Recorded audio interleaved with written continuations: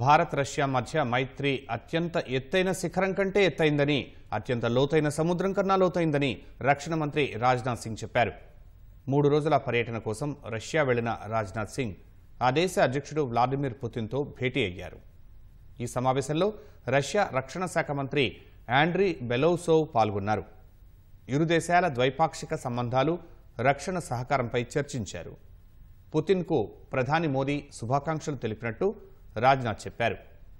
Russia స్నేహితులకు భారత్ అన్ని వేళలా అండగా నిలుస్తుందని రాజ్నాథ్ స్పష్టం చేశారు.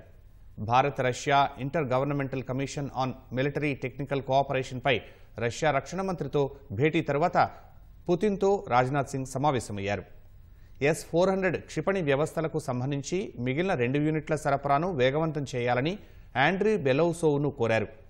ఇరు దేశాల రక్షణ సంబంధాలపై కూలంకషంగా చర్చించామని, రక్షణ రంగంలో ద్వైపాక్షిక సంబంధాలను మరింత బలోపేతం చేసుకోవాలని నిర్ణయించామని ఎక్స్లో రాజ్నాథ్ పోస్ట్ చేశారు.